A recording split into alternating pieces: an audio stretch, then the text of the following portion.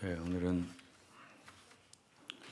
거룩한 주의 날 여러분들과 함께 하나님의 말씀을 나눌 수 있게 돼서 감사합니다.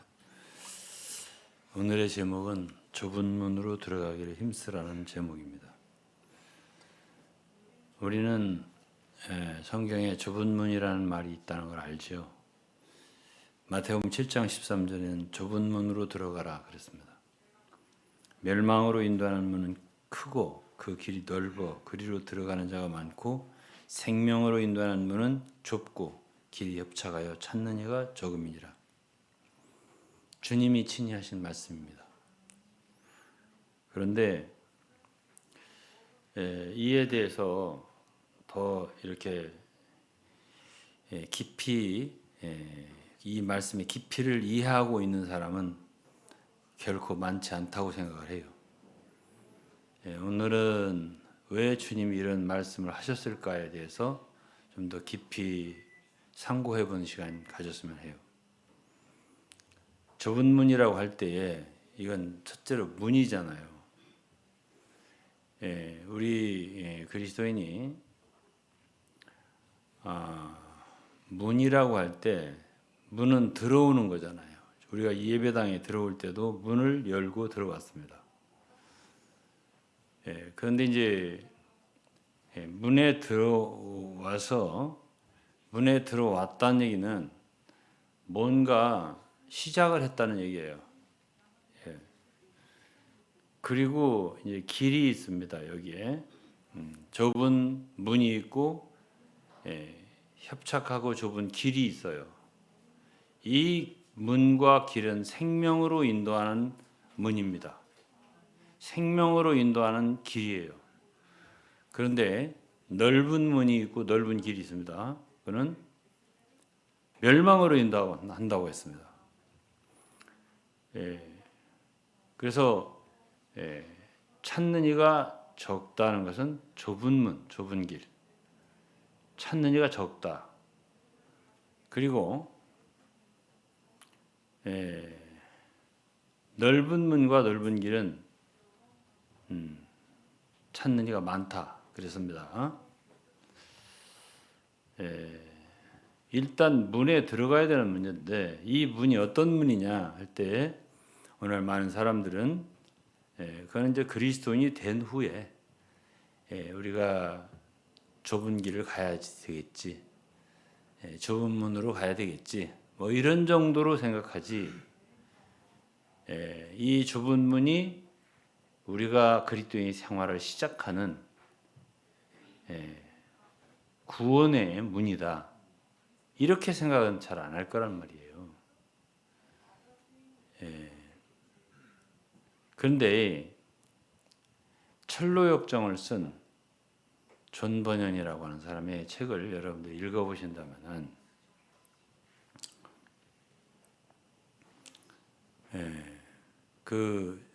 존 버년은 그 의인화를 해서 썼어요. 하나의 크리스천, 기독도 그런 사람이 하나 나오고 여러 사람이 이제 의인화해서 나오는데 그 중에 전도자가 나옵니다. 그런데 전도자가 죄짐을 지고 아주 고통스러워하는, 무거워하는 크리스찬에게 왜 그렇게 죄짐을 지고 무거워합니까? 하면서 대화를 서로 나누게 되는데요. 어디로 가라고 인도를 해주냐면은 좁은 문으로 가세요. 이랬습니다. 그러니까 좁은 문으로 가라는 얘기는 거기를 가야 당신의 무거운 죄짐이 내려지고 그리고 구원을 받게 됩니다. 그런 뜻이에요. 그러니까 여기에서 나오는 문이라고 하는 것은 일단 문에 안 들어가고 길을 갈 수는 없어요. 문에 들어서고 난 다음에 그 다음에 이제 가는 거죠. 문도 안 들어선 다음에는 이제 바깥에서 도는 거예요. 맴도는 것입니다. 그렇기 때문에 여기서 좁은 문은 우리의 구원과 밀접한 관계가 있다. 그렇게 해석을 해야 돼요. 이제 우리가 오늘 몇 가지를 좀 생각해 볼 것인데 주님은 우리에게 이게 산상수훈에 나온 말씀이에요. 거짓 선지자를 삼가라. 그 뒤에 바로 얘기가 나와요. 왜냐하면 잘못된 전도자들을 만나면 멸망으로 인도하는 문으로 인도한다는 얘기예요. 그러니까 전도자를 잘 만나라. 거짓 선지자를 삼가라. 이 말이 바로 그 뒤에 나와요. 성경에 보면 로마 10장에 보면 보내심을 받지 아니하였으면 어찌 전파하리요 하는 말씀이 나옵니다. 보내심을 하나님은 어떤 사람을 구원하기 위해서는 사람을 보내십니다.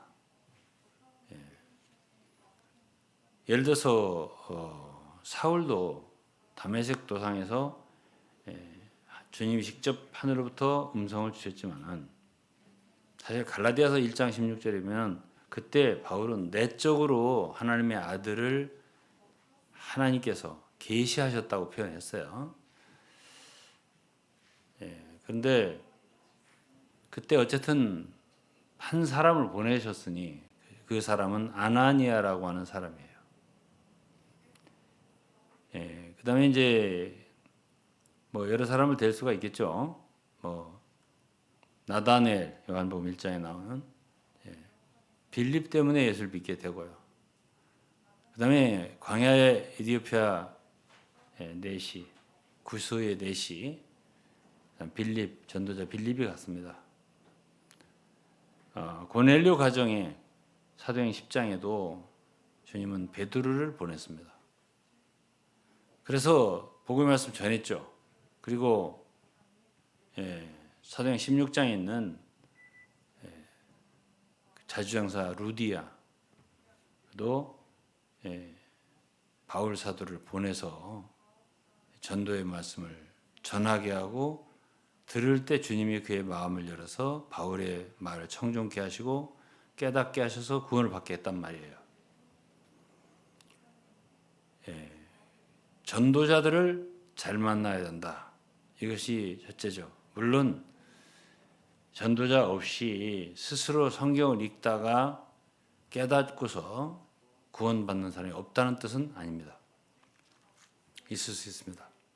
본인이 기도하면서 말씀을 읽으면서 주님을 만나는 경우도 있습니다. 그러나 대체적으로 하나님은 전도자들을 세우셔서 전도의 미련한 곳으로 사람들을 구원하기를 기뻐하셨다 하는 말씀이 고린도전서 1장에 있습니다. 이것이 일반적인 것입니다. 그래서 어쨌든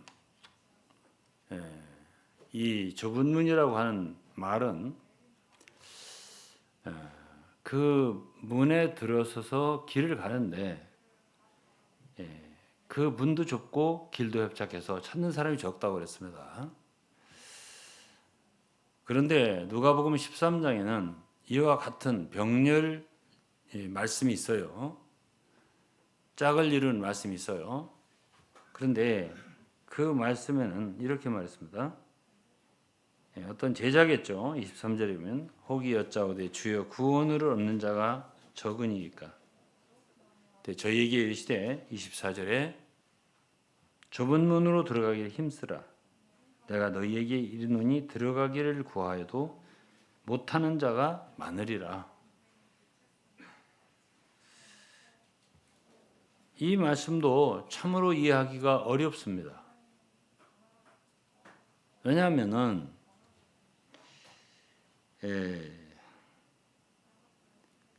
구하기를 구하여도 구하라고 하셨어요. 구하면 얻으리라 주시리라. 근데 구하여도 얻지 못할 자가 많으니라. 이렇게 말씀하셨습니다. 이 말씀의 대답은 어떤 제자가 주님과 함께 각 성으로 각 촌으로 많이 다녔어요. 예루살렘으로 이제 가시고 있는 중이에요. 이때가 21장 22절에 보면 그렇습니다. 그러면서 보니까 진짜 구원받은 사람이 적거든. 예? 진정으로 믿는 사람이 적단 말이에요. 그래서 주님께 물은 거예요. 왜 이렇게 구원받은 사람이 적습니까? 사실 우리가 이렇게 보면은 삭개오 누가복음 19장에 여리고로 들어가실 때 사람들이 좌우에 많이 섰습니다. 길가에. 그러니까 이 삭개오는 예수님을 보기가 어려우니까 키는 작고 뽕나무로 올라갔어요. 그래서 그 많은 사람도 어떻게 됐죠? 거기서 삭개오와 그 가정만 구원을 받았단 말이에요. 어쨌든 죽은 나사로 있잖아요. 나사로의 그 죽음. 그때 죽은 나사로를 살리셨습니다. 그때도 유대인들이 많이 있었습니다. 그런데 거기에서 그러한 기적적인 광경, 죽은 나사로가 살아난 광경을 보고도 믿은 사람이 별로 없습니다. 우리가 성경 읽어보면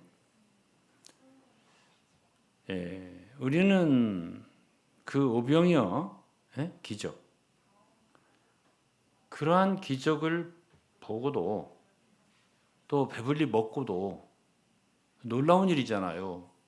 떡 5개와 물고기 2마리로 5,000명을 먹이고 12바구니에 가득히 남게 하셨는데 그런 기적을 보고도 믿는 사람들은 많지 않았습니다. 그리고 요한복음 6장의 마지막 부분에 보면 다 예수님을 떠났다 그렇게 표현되어 있습니다. 오죽하면 예수님이 너희도 가려느냐 이렇게 질문을 하셨잖아요. 그런 걸 보면은 예수님 당시에도 구원받는 사람들이 적었던 거예요. 제자들은 그것이 너무 이상했던 거예요. 왜 그렇게 적을까? 구원 얻는 사람이. 그러니까 주님이 대답이 말씀하신 게 좁은 문으로 들어가라. 마태복음 그렇게 있잖아요.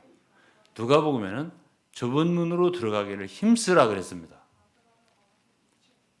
힘쓴다는 것은 우리들의 노력이 있는 거예요. 우리가 구원받는 일은 믿으면 되니까 너무 간단하고 쉽지 않느냐 이렇게 생각을 많이 해요. 그런데 여기서 이렇게 말을 하지 않으셨어요. 좁은 문으로 들어가기 힘쓰라 그랬습니다. 구하여도 얻지 못하는 사람들이 많다. 들어가기를 힘써도 얻지 못하는 사람 많다는 뜻이에요. 이야, 이걸 어떻게 해석해야지? 다른 말씀들, 예를 들어서 주님께 가면 한 사람도 거절하지 않으신다. 다 받아들이신다. 누구든지 오면 된다. 이런 말씀이 많은데 또 이런 말씀도 있단 말이에요. 이걸 어떻게 우리가 이걸 좋아할 수 있을까요? 그래서 참 제가 항상 얘기하지만은 참 성경을 이해하기는 진짜 쉽지가 않습니다. 10년, 20년, 30년을 읽어도 이건 도대체 왜 이렇게 말씀하셨을까에 대해서 참 서로 맞지 않는 모순적인 것 같은 이런 말씀들이 많이 있기 때문에 그러면 무엇이 옳다는 말이냐? 내게 오는 자를 내가 절대 거절하지 않고 다 받아서 구원받게 해주겠다. 누구든지 와서 목마르면 와서 마셔라. 그러면 생수를 얻을 것이다. 이런 말씀이 있기 때문에 누구든지 가서 믿으면은 누구든지 예수님을 가서 믿는다 하면은 다 구원해 줄 것이다. 이런 말씀이 너무나 많아요, 또. 근데 또 이런 말씀도 있어요, 또. 그런데 성경에는 그렇게 모순적인 것 같지만은 둘 다 있어야 할 말씀이에요. 하나님 몇 분이냐? 한 분입니다. 그런데 거기에 세 인격이 있습니다. 세 위격이죠. 아버지와 아들과 성령. 그게 삼위일체라고 우리가 합니다. 그런데 또 우리는 유일신을 믿습니다. 유일하신 하나님이에요. 그런데 거기에 아버지도 분명히 아버지는 아버지, 아들은 아들, 성령은 성령 셋이 있습니다. 이것을 어떻게 이해하겠습니까? 우리는 우리의 생각으로 성경을 다 이렇게 논리적으로 사람들에게 이해시키기 어려운 부분들이 많습니다. 아주 시작부터 끝까지. 그러나 이러한 말씀이 우리에게 필요하냐? 필요합니다. 그래서 우리가 이제 존 버년 얘기를 했는데, 천류역정 얘기를 했는데, 존 버년은 감옥에서 이 책을 썼습니다. 그는 12년 이상 감옥살이를 했어요. 예수 그리스도를 전도한다고 그래가지고, 당신은 허락된 사람이 아니면 전도하지 못할 시대예요. 그곳에서 이제 썼고, 그 책이야말로 참 성경 다음으로 많이 팔리는 책이라고 이렇게 알려져 있어요. 제가 봐도 정말 잘 썼습니다. 그런데 그 책에서 구원받는 길이 그 좁은 문으로 들어가라고, 좁은 문을 향해서 가라고 이렇게 얘기했는데 그렇게 쉽지 않았어요. 그렇게 쉽지 않았습니다. 사람을 잘못 만나기도 하고 잘못된 데로 가기도 하고 여러 가지 하다가 이렇게 이제 결국은 이제 만나서 십자가를 만났고, 십자가에 자기의 무거운 죄짐이 다 내려지고, 그리고 세 가지를 얻었다. 죄사함을 얻었다. 의롭다 하심을 얻었다. 그 다음에 언약을 얻었다. 이런 내용들이 있어요. 이 천류역정의 책에. 그리고 이제 한 사람 더 얘기를 한다면 이제 존 버년 얘기했죠. 요한 웨슬레를 한번 얘기해 볼까요? 요한 웨슬레는 여러분 잘 아시죠? 감리교회 창시자입니다. 굉장히 열심히 있는 사람이었어요. 그 가정 자체가 다 정말 신앙의 가정이었고, 그 아들을 많이 낳았어요. 어머니가 15번째 아들인가 그렇습니다.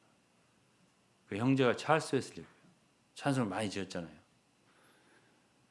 그런데 주님을 사랑하기에 그는 신학교를 가서 정식으로 안수를 받고 미국의 인디안 선교를 간 사람이에요. 그런데 이제 어쨌든 뱃속에서 풍랑이 일어나서 참 큰 어려움에 봉착했을 때 막 물이 들어오고 배가 파손될 지경이고 이런데 한쪽에서 어떤 그리스도인들이 모여서 찬송을 하는데 자기는 뭐 죽을 것 같아서 두려워서 지금 너무나 당황스러운데 너무나 평안하게 찬송을 부르고 있다는 거예요. 그것이 이제 소위 말하는 모라비안 형제들입니다. 그래서 이제 그때부터 대화가 된 거예요, 그들하고. 그 이제 모라비안 교도들 가운데서 한두 명이 요한 웨슬레를 정말 도왔습니다. 그리고 후에 이제 영국에 가서 모라비안들의 형제들의 집회에 가서 참석도 하고 이런저런 일을 통해서 참 많은 과정을 거쳤어요. 그들이 이제 직접 이렇게 말씀을 이렇게 전해주지 않았어요. 전해주지 않고 이렇게 몇 가지 물어봤어요. 당신 안에는 증거가 있으십니까? 이렇게 묻기도 하고 또 뭐 이렇게 저렇게 물었어요. 그런데 아주 그냥 요점을 탁탁 찍어 상태를 아니까 나중에는 요한 웨슬레가 너무나 당황스러워했어요. 불안하더라고 대답을 했어요. 대답을 예는 했는데 너무 불안하더라는 거죠. 그래서 이제 그런 여러 가지 과정을 거쳤어요. 아무튼 그러니까 모라비안들이 많이 전해보라고 그랬어요. 이 복음을 많이 전해보라고. 그러니까 자기는 확신이 없으면서도 전했는데 교도소 가서 전했어요. 주로 복음 전할 대상을. 근데 사형수에게 복음을 전했어요. 자기 마음은 확신이 없으면서도 내키지 않는데 어쨌든 은혜의 복음을 전한 거예요. 사형수가 그 말씀을 듣고서 확신을 받고 나는 내 죄짐이 벗어졌습니다. 난 구원받았기 때문에 죽어도 두렵지 않습니다. 이렇게 가더라는 거예요. 근데 그러고 나서도 이 사람은 누구? 요한의 순례. 확신이 없는 거예요, 자기는. 이런 상태를 거쳐서 예, 그들 집회에 갔을 때 또 거기서 영향을 받고 결정적으로는 마틴 루터의 로마서 서문을 읽고 서문을 듣는 그런 모임에서 거기서 큰 빛을 얻었다고 이렇게 기록이 되어 있습니다. 많은 과정을 거쳤어요. 진정한 참 좁은 문을 발견하기까지. 그러니까 이것이 그렇게 간단하지 않을 수도 있다 하는 것을 우리가 알 수 있죠. 물론 우리는 뭐 사마리아 여인이라든지 십자가 강도라든지 삭개오라든지 어쨌든 주님을 만나면 구원받았지 않느냐 이런 얘기를 제가 많이 했습니다. 그런데 이런 경우도 있다라는 것을 아셔야 돼요. 저는 한 4가지를 구분을 해보겠습니다. 첫째는 믿는다고 교회를 다니는데 전혀 구원을 못 받은 사람이 있습니다. 많을 거라고 생각합니다. 저는 한국에.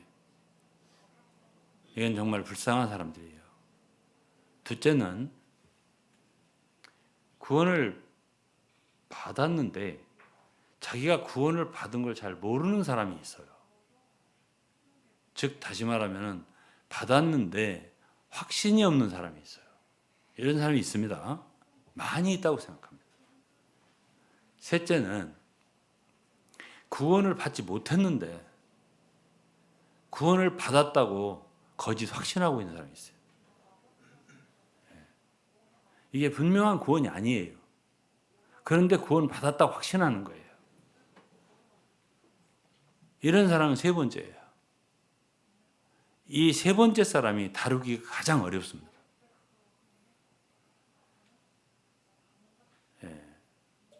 그렇기 때문에 제가 말씀을 드리는 거예요. 뭘 말씀드려요? 어려울 수 있다고. 좁은 문으로 들어가기 어려울 수 있다고요. 예? 어떤 사람에게는 단번에 거기서 해결되는 수가 있어요. 그러나 어떤 사람에게는 그 길은 그야말로 험난한 길일 수가 있어요. 다 자기를 내려놓지 않으면 참된 구원에 이르지 못할 수 있어요. 그럼 네 번째는 뭐겠어요? 제일 좋은 거. 구원도 확실하게 받고 자기가 구원받은 것에 대한 확신도 확실하게 있고 이 네 번째입니다. 제일 좋죠. 그럼 우리 성도들이 어떻게 되기를 바라겠어요? 저는 다 네 번째가 되기를 바라죠.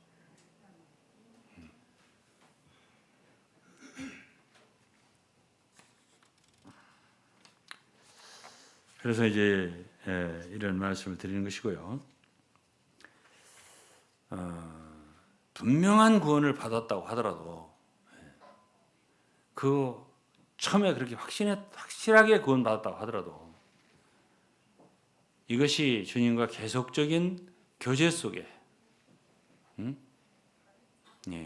그 생명의 흐름 속에 생명의 주님을 계속적으로 빛이신 주님을 따라가지 아니하면 떨어지는 수가 있어요.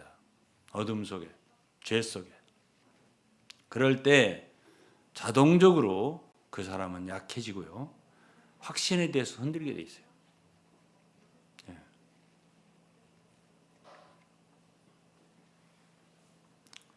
그래서 골로새서 2장 6절로 7절에 보면 그러므로 너희가 그리스도 예수를 주로 받았으니 이건 골로새 성도들에게 한 말이에요. 구원 받았다는 얘기예요. 너희가 그리스도 예수를 주로 받았으니 구원 받았다는 얘기예요.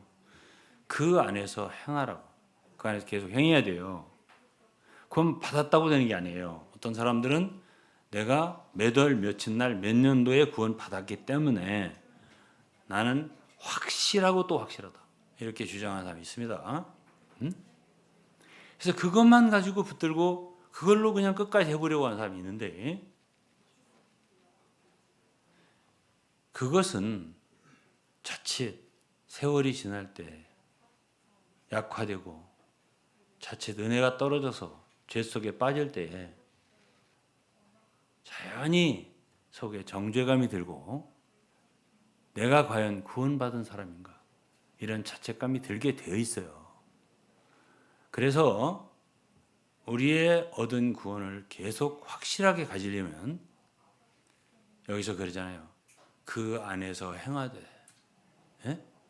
그러면서 뭐라 했어요? 7절에 그 안에 뿌리를 박으며 세움을 입어. 뿌리를 깊이 견고하게 뿌리를 박지 않으면 안 되는 거예요. 세움을 입어. 건축으로 말하면 세움을 입는 거죠. 건축물로 견고하게. 교훈을 받은 대로 복음의 말씀을 받은 거예요. 그 말씀을 가르침을 받은 대로 믿음에 굳게 서서 믿음에 굳게 설 필요가 있는 거예요. 그래서 감사함을 넘치게 하라. 늘 감사함을 넘치게 하는 생활을 해야만이 그래야 그 얻은 구원이 지속적으로 가고 더욱 시간이 갈수록 견고해지는 거예요. 매우 중요한 얘기예요. 요한복음 15장 4절도 이런 말씀이 있습니다. 내 안에 거하라. 나도 너희 안에 거하리라. 가지가 포도나무에 붙어 있지 아니하면 절로 과실을 맺지 아니하느니 너희가 내 안에 있지 않으면 그러하리라. 나는 포도나무여 너희는 가지니. 나는 누구죠? 예수님.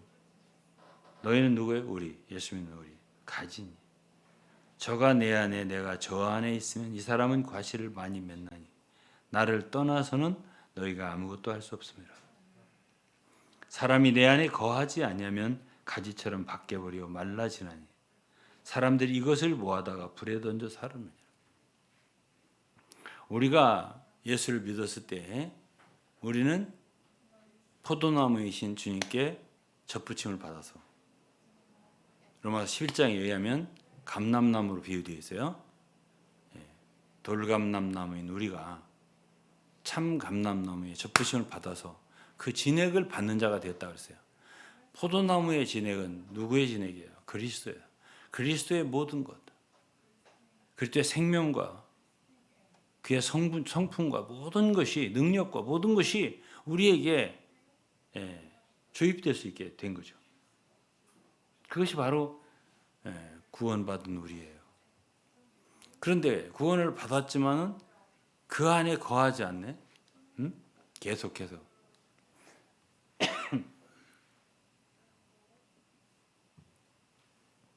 그리고 이제 뒤에 보면 그 말씀이 너희 안에 거하고 이런 말씀이 있습니다.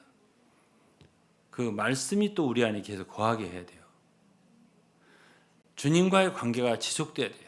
요한 1서에 보면 그걸 하나의 사귐이라고 그러는데 교제입니다. 코이노니아. 계속적으로 주님과의 교제 속에 있어야 돼요. 그러니까 그리스도인들은 중요한 게 뭐냐면 계속적으로 주의 말씀을 묵상해야 돼요. 그리고 계속 기도를 해야 돼요. 주님과 개별적인 기도가 있어야 돼요. 마치 이 우주 가운데 나와 하나님과 있는 것처럼 그런 주관적이고도 친밀한 주님과의 기도 생활이 필요해요. 그래야 주님과 관계가 끊어지지 않아요. 그것을 또 가장 돕는 것이 있으니 그것이 바로 성도들과의 교제예요. 물론 하나님의 종과의 교제도 중요한 거예요. 그는 여러분들이 예배에 와서 이렇게 말씀을 듣는 거예요. 이런 모든 것이 합쳐질 때에 끊어지지 않는 거예요. 그럼 이런 것들이 없게 되면은 말라지게 되는 거예요. 자연히 결국은 육체 속에 들어가게 되는 거예요. 육체에 떨어지게 되는 거죠. 여러분 생각할 때는 한 번 우리가 구원을 받았다라고 한다면 그 구원 받은 것으로 끝날 것 같지만 절대 그렇지 않아요. 여러분들이 만일 로마서를 본다면 로마서를 잠시 좀 몇 군데만 보겠습니다. 로마 6장을 보시겠습니다. 로마 6장에 보면 6절에 보면 우리는 우리 옛사람이 예수와 함께 십자가에 못 박혀 죽었고 그런즉 우리가 죄에서 벗어나서 죄에게 종노하지 않는다 그랬습니다. 우리는 그리스도의 죽음에 연합하고 부활에 연합하였다. 이런 말씀하셨는데요. 이거는 이제 진리예요. 객관적인 진리란 말이에요. 그러나 11절에 보면은 우리가 우리 자신을 죄의 죽은 자로 여겨야 되고 그리스도에서 하나님 앞에 산 자로 여겨야 되고 이런 말씀이 있습니다. 그리고 12절에는 그러므로 너희는 죄로 너희 죽을 몸에 왕노릇하지 못하게 하여 몸의 사욕을 순종하지 말고 너희 지체를 불의의 병기로 죄에게 드리지 말고 오직 너희 자신을 죽은 자 가운데서 다시 산 자같이 하나님께 드리며 너희 지체를 의의 병기로 하나님께 드리라. 이렇게 말을 했습니다. 우리가 할 일이 없는 게 아니에요. 한 군데만 더 보면 8장에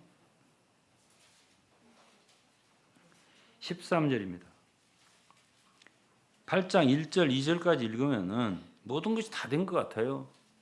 그리스도 예수 안에 있는 자에게는 결코 정죄함이 없나니 다 된 것 같아요. 8장 2절이면 있는 그리스도 예수 안에 생명의 성령의 법이 죄와 사함에 너희를 해방하였느니라. 다 된 거예요, 사실. 이루어진 것입니다. 이미 해방됐어요. 그런데 이러한 진리를, 이러한 복음 진리를 이루어진 거예요. 우리가 우리의 삶에서 적용을 해야 돼요. 순종을 해야 돼요. 그렇기 때문에 이러한 복음은 우리가 믿는 것만 있는 게 아니라 이 복음을 순종하는 게 있는 거예요. 그래서 이제 13절에 너희가 육신대로 살면 반드시 죽을 것이로되 영으로서 몸의 행실을 죽이면 살리니 그랬어요. 영으로서 몸의 행실을 죽이면 살리니. 우리가 구원받았지만 육신이 있습니다. 그리고 영이 있어요. 성령께서 우리 안에 내주하시는 영이 있어요.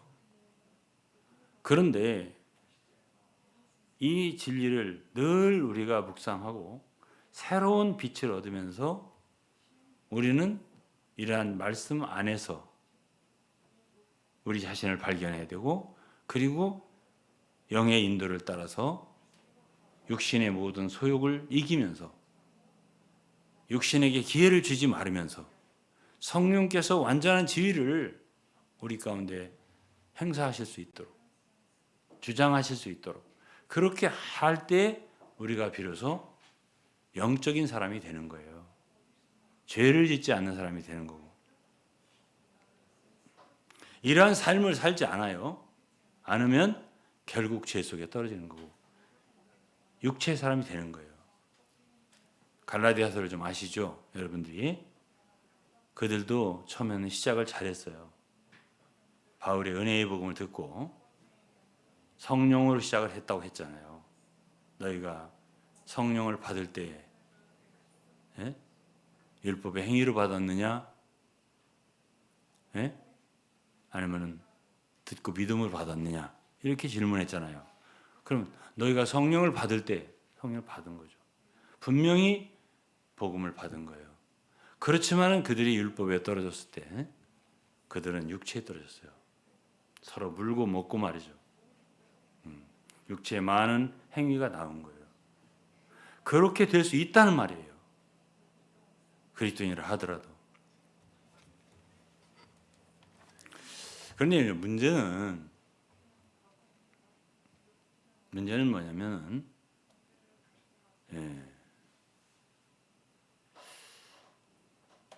전혀 문에도 못 들어서 가는 사람이 있는 거예요. 그러니까 쉽게 말하면은 자기는 구원을 받았다고 생각하는 거예요. 그런데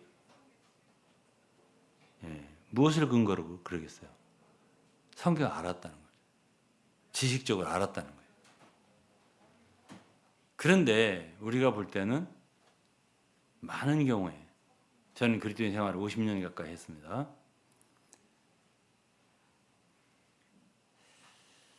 아닌데 아닌 것 같은 사람이 너무 많은 거예요.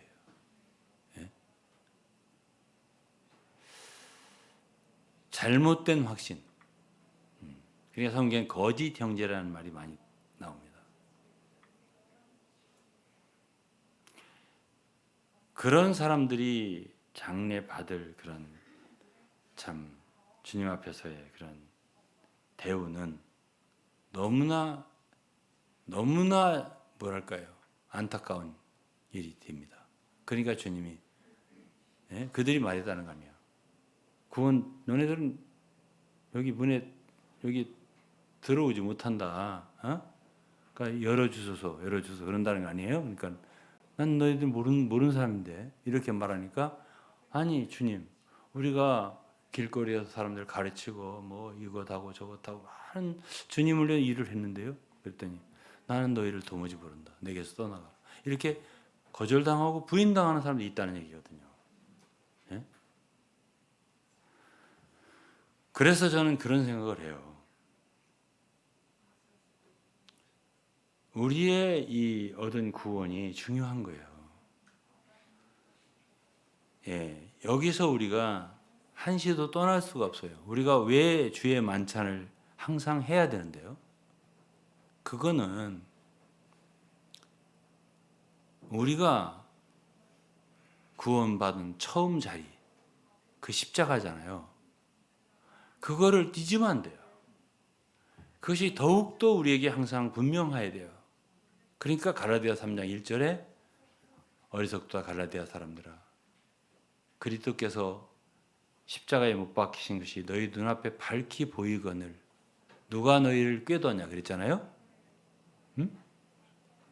가다가 보니까 갈라디아 성들의 눈에 십자가 멀어진 거예요. 다른 많은 진리, 지식들, 소위 율법, 가르침들이 막 오다 보니까 처음 우리가 받았던 그 은혜의 자리에서 멀어진 거예요. 그럼 어떻게 되죠? 머릿속으로는 많이 아는데 라오디게아 성도들 같이 되는 거예요. 아무것도 없는 거예요. 믿음도 없고. 그러니까 주님이 그랬잖아요. 너는 연단된 금으로 믿음을 사란 말이죠. 연단된 금을 사서 부유하게 하라. 이런 말씀하셨습니다. 그래서 흰옷을 사서 입으라. 그리고 안약을 사서 발라서 보게 하라. 아무것도 보지 못한다는 얘기예요. 하나님 말씀의 진리와 계시를 보지 못한다는 얘기예요. 갈수록 밝아져야 돼요. 의인의 길이라고 하는 것은 점점 빛나는 것이 의인의 길이에요.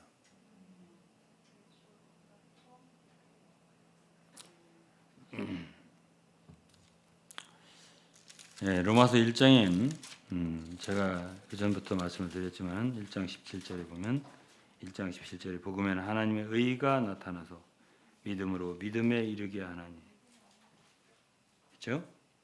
복음에는 하나님의 의가 나타났다. 그랬습니다. 또 3장 21절은 이제는 율법 위에 하나님의 한 의가 나타났으니 율법과 선지자들에게 증거를 받은 것이라 그랬습니다. 하나님의 의를 얘기했어요. 율법과 다르다. 하나님의 의다. 네, 그다음에는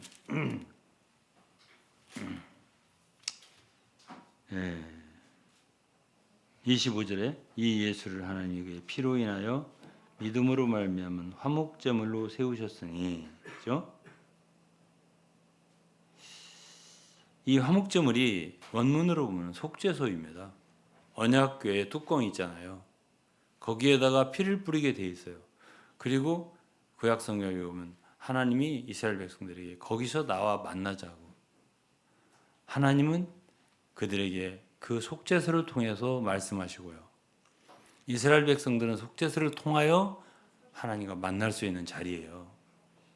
바로 예수 그리스도께서 그 피로 인하여, 거기는 피가 뿌려지는 것이에요. 믿음으로 말미암는 속죄소가 되셨다. 이런 뜻입니다. 그러면서 26절에 곧 이때에 자기의 의로우심을 나타내사 자기도 의로우시며 또한 예수 믿는 자를 의롭다 하려 하심이라 했습니다. 그러니까 우리를 구원하신 하나님의 그 십자가 역사 있잖아요. 그리스도의 십자가 역사는 하나님의 의가 나타나는 거예요. 하나님은 우리를 구원할 때 최대로 그분의 의가 나타나는 거예요. 적당히 이렇게 봐주는 식으로 구원한 게 아니에요. 예를 들어서 아버지가 법관인데 아들이 죄를 범해서 말하자면 기소가 돼서 법정에 서 있다 할 때 아버지가 그냥 아들이니까 사랑하니까 얘 풀어줘라 이렇게 할 수 없는 거예요. 그건 의로움이 아닌 거예요. 그 아들의 모든 죄에 대한 대가를 내가 치르겠다. 내가 치르겠다. 그래서 치르신 거예요. 아들의 십자가의 죽음이 바로 그것이거든요. 우리의 모든 죄짐을, 죄의 대가를 그분이 치르셨단 말이에요. 속전을 지르고 속전을 지불하고. 그렇기 때문에 그 십자가의 사건은 하나님의 의로움이 나타나는 사건이에요. 그거를 하나님의 의라고 그러는데요. 예? 그러니까 자기도 의로우시며 믿는 우리를 의롭다 하신다. 5장에 보면은 이거는 선물이라고 했어요.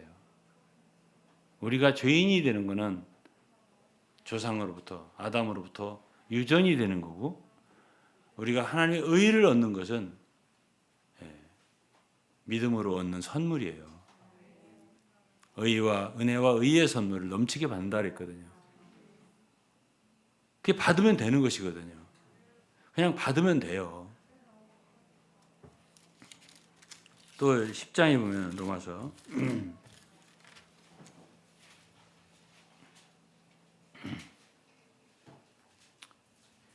2절입니다. 내가 증거하는 죄가 하나님께 열심히 있으나 지식을 좇은 것이 아니라 하나님의 의를 모르고 자기 의를 세우려고 힘써 하나님의 의를 복종치 아니하였느니라. 하나님의 의를 복종치 아니하였느니라. 하나님의 의가 중요해요. 그러면 이러한 말씀도 여러분들이 과거에 5년 전, 10년 전에 못 깨달을 수 있어요. 하나님의 의를 계속 얘기하는데 바울은 로마서에서 도대체 그게 무슨 말이지? 굉장히 중요한 말 같은데 예? 복음에는 하나님의 의가 나타났다고 했는데 우리가 어느 날 십자가를 볼 때 그곳에 나타나는 것이 하나님의 의구나. 하나님의 의로우심이 나타나는 거예요.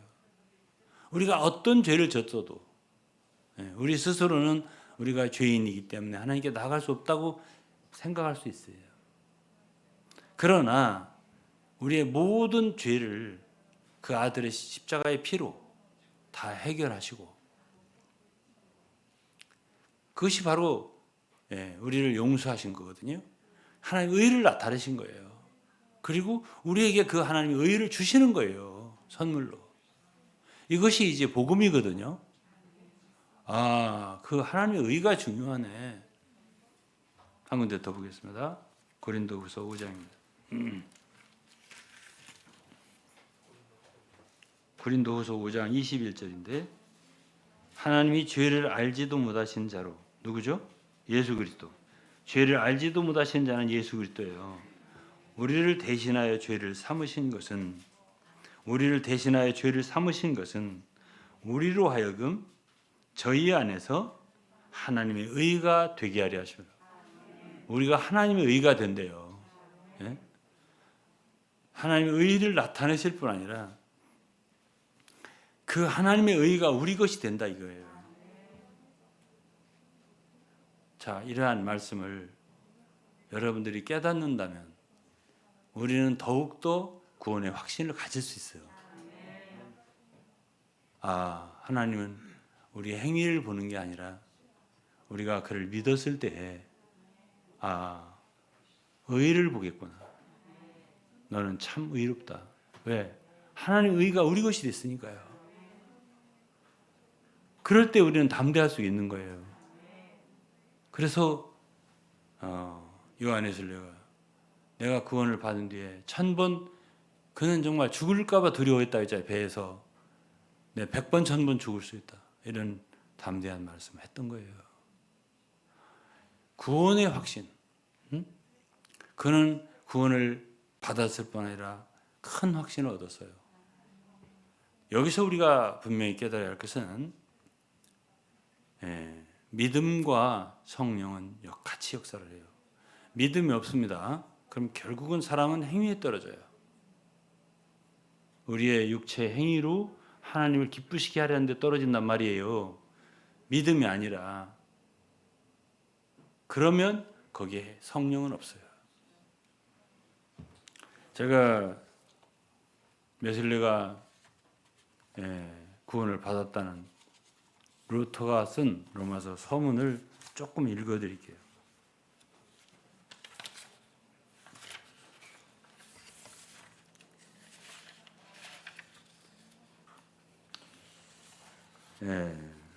일부입니다. 길어요. 굉장히 긴데 하지만 믿음은 하나님이 우리 속에서 일으키시는 그 무엇이다. 하나님이 우리 속에서 일으키는 그 무엇이래 믿음이. 그 믿음은 우리 그냥 머릿속에서 뭔가 이 머릿속에서 일어나는 어떤 지적인 현상이 아니에요. 우리 속에서 일으키는 그 무엇이 있는 게 믿음이에요.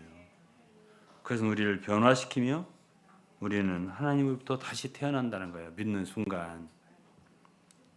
요한복음 1장 13절이요. 1장 13절에는 뭐냐면 제가 이거 몇 번 얘기했습니다. 왜 이렇게 어떤 사람은 구해도 얻지 못한 사람이 있을까? 좀 이렇게 말하면 유감스러운 얘기지만은 이 세상에는 하나님이 택하시 하는 사람도 있는 거예요. 그건 택하심으로 밖에 얘기할 수가 없어요. 우리 사람은 전도할 수 있어요. 그렇지만 우리가 전도한다고 다 구원받는 건 아니에요. 이것이 두려운 한 가지 일이에요. 하나님은 사람을 예정하시고요. 택하신 권리가 있는 분이에요. 그것이 로마서에 있는 말씀 9장에 있는 말씀이에요. 하나님께서 리브가 뱃속에 둘이 있었잖아요. 야곱과에서. 근데 그들이 태어나서 무슨 선이나 악을 행하기도 전에 하나님께서는 이미 선택하셨어요. 누구를? 야곱을. 그래서 내가 야곱은 사랑하고 에서는 미워했다 그랬어요. 그리고 그분이 한 번 택한 사람은 있잖아요. 어떻게 하든지 그를 인도하시고 구원을 확실하게 하시고 끝까지 책임지세요.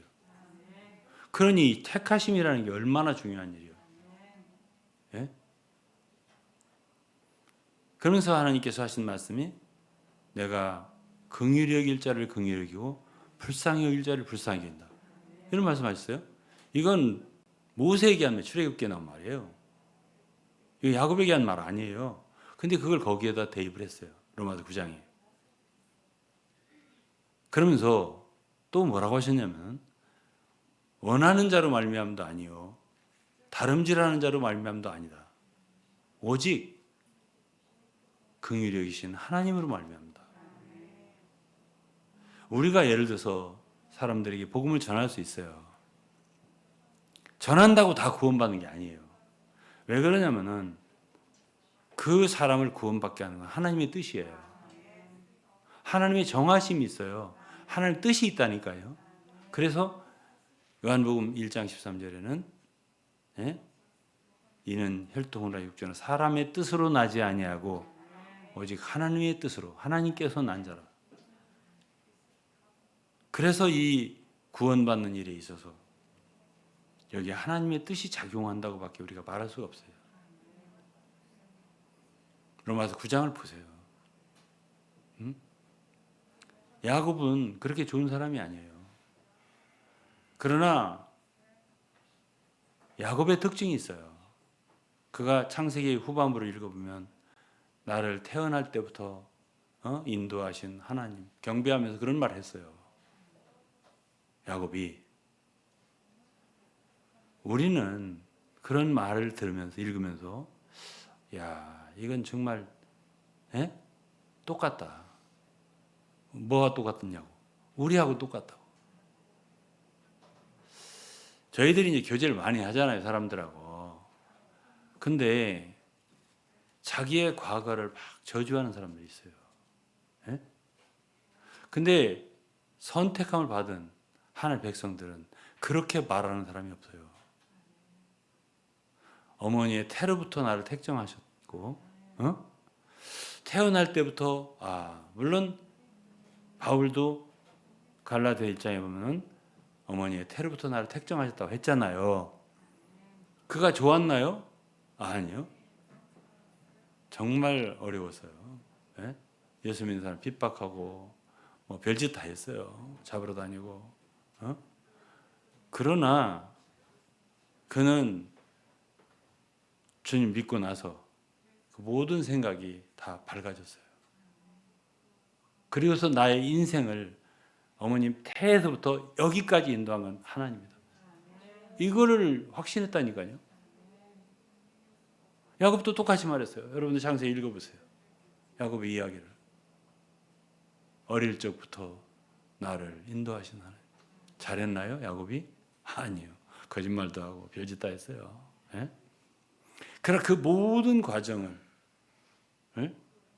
야곱은 하나님의 긍휼 안에서 있었던 정말 그 자신을 본 거예요. 예?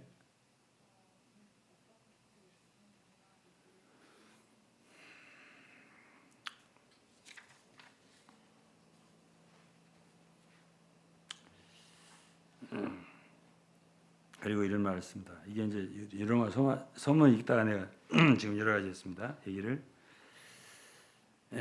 믿음은 옛 아담을 죽이고 우리를 마음과 생각과 우리의 모든 힘에 있어서 전혀 다른 사람으로 만들어 놓는다. 그리고 믿음은 성령이 동반된다. 오, 믿음에 이르면 그것은 얼마나 생생하고 창조적이고 적극적이고 강력한 것인지. 믿음은 내내 좋은 것 외에 다른 것을 행할 수가 없다. 믿음이 있는 사람은요, 좋은 것 외에 다른 걸 행할 수가 없다. 이렇게 말하고, 믿음은 결코 행해야 할 선행이 어디 있느냐고 묻지 않는다. 내가 무엇을 하면 좋겠냐고 이렇게 묻지 않고 오히려 그 질문이 던져지기 전에 이미 선행을 행하고 있다. 또 그리고 계속해서 선행을 행하고 있다. 이랬습니다. 얼마나 아멘인지 몰라요. 우리가 뭔가 선행을 하려고 노력하는 순간 그건 아니에요. 그건 아니에요. 나도 모르게 이미 선행을 하고 있다는 얘기예요. 그것이 바로 믿음이 있는 사람들의 삶이에요. 죄 짓는 거 있잖아요. 자동이에요. 자동 알아요? 전동이나 자동? 자동으로 나오는 거예요. 자동으로. 그러나 로마서 5장을 읽어볼 때 아담이 우리에게 죄를 물려준 것처럼 그리스도가 우리에게 주신 것은 생명 안에 왕노릇하는 걸 주셨어요. 은혜와 의의 선물 넘치게 주셨고요. 죄를 짓지 않게 하셨어요. 의를 행하게 하셨고 형제를 사랑하게 하셨어요. 이건 우리가 요한 1서를 읽어보면 또 자세히 나와요. 하나님께서 난 자보다 죄를 범치 않는다고. 형제를 사랑하게 되어 있다고. 그것이 아담으로부터 난 것보다 더욱더 우리는 아담으로 나서 우리가 죄를 짓는 삶을 사는 것보다 더욱더 우리는 의를 행할 수 있는 그런 사람으로 변해버렸다. 그 말이에요.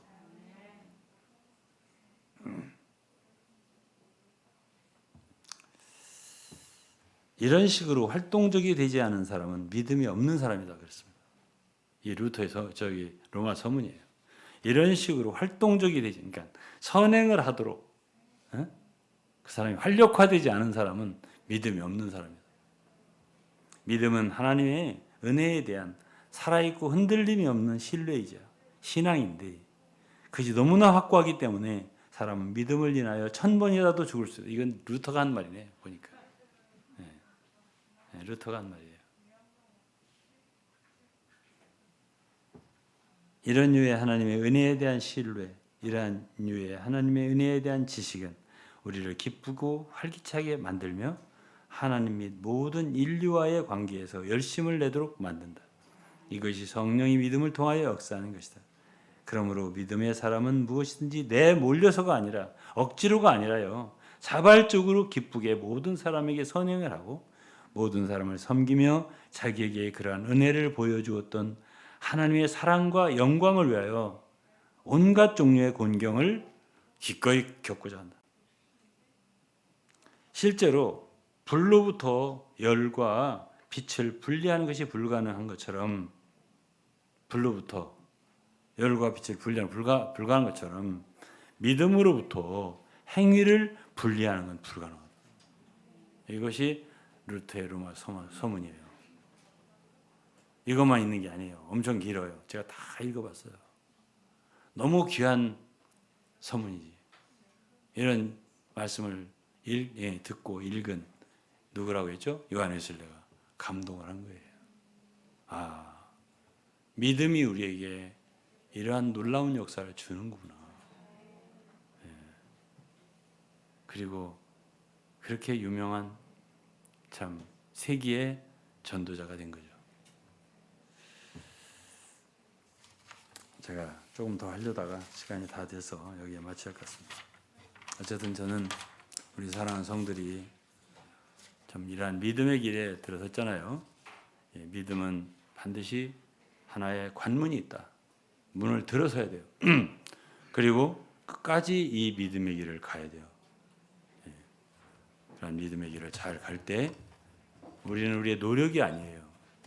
우리 안에서 역사하시는 성령의 역사를 통해서 끝까지 길을 갈 수 있고요. 우리는 왜 그렇게 사람이 적은가 의심할 거 없어요. 우리는 성경이 기록되어 있잖아요. 그럴 수밖에 없어요. 저도 처음에는 왜 이렇게 사람들이 안 통하나.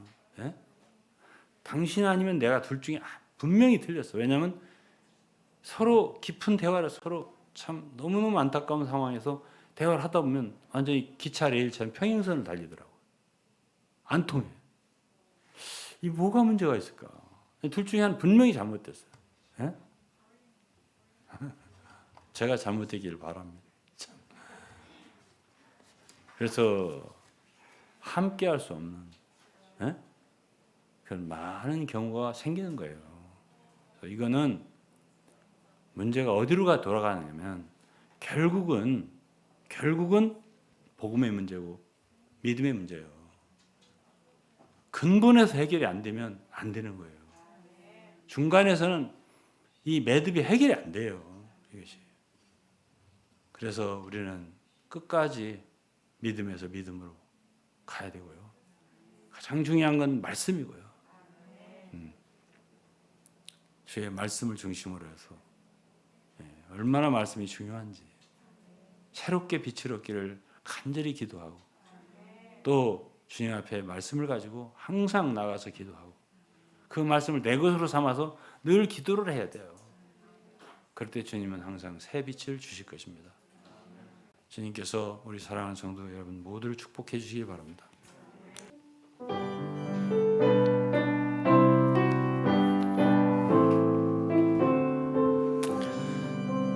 그 참혹한 십자가에 주 달려 흘린 피 샘물같이 늘 흘러서 죄 씻어주시네. 값없어도 다 나와서 내 죄를 고하면 흰눈보다 더 비도록 참 성결어들이 나 믿노라 그 보혈